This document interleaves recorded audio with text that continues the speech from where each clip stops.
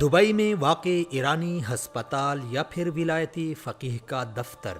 Dubai کی insurance کمپنیوں نے دبئی میں واقع ایرانی ہسپتال کو خدمات فراہم کرنا بند کر دی۔ اس ہسپتال کے لیے دبئی کے سابق حکمران شیخ راشد نے زمین ہدیہ کی تھی۔ یہ ہسپتال 50 سالہ خدمات کا سابقہ رکھتا ہے، لیکن نومبر 2018 کو اس وقت ایک عجیب صورتحال بنی جب دبئی کے ہیلتھ اتھارٹی نے انشورنس کمپنیوں کو ہدایت کی کہ اس ہسپتال کو اس وقت تک انشورنس خدمات فراہم نہ کی جائیں جب تک یہ ہسپتال دبئی میں واقع دیگر ہسپتالوں کی طرح اپنے ماحول کو قانون کے مطابق نہ بنا لے۔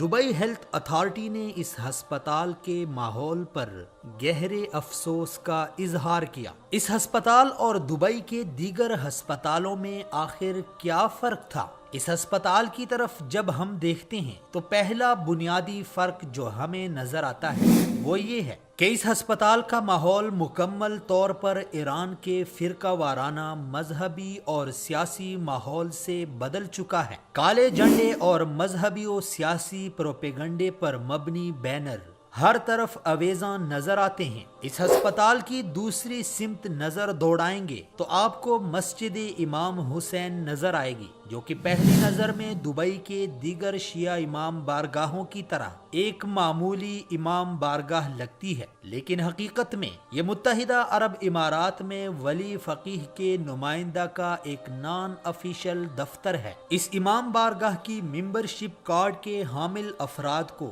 مذہبی بنیادوں پر اس ہسپتال سے علاج میں خصوصی رعایت دی جاتی ہے، جو کہ متحدہ عرب امارات کی علاج و معالجہ کی فضا میں شیعہ مذہب کو وارد کرنے کا ایک بدترین نمونہ ہے۔ اس مکروہ ہتھ کنڈے کے ذریعہ سے سستے علاج کے متلاشی بیماروں کو ولی فقیہ کے دفتر کی طرف کھینچ تان کر لایا جاتا ہے۔ یہ اس ملک میں مذہبی و سیاسی پروپیگنڈے کی ناکام کوشش ہے جہاں کے طبی ادارے اس بات کے پابند ہیں کہ تمام رجوع کرنے والوں کو بلا تفریق مذہب و نسل یکساں طبی خدمات فراہم کریں۔ کیا ملک سے باہر مقیم ایرانی شہری ولایتی فقیہ کے فرقہ وارانہ نظریاتی سیاست کے اندوہناک نتائج سے بری طرح سے متاثر نہیں ہو رہے؟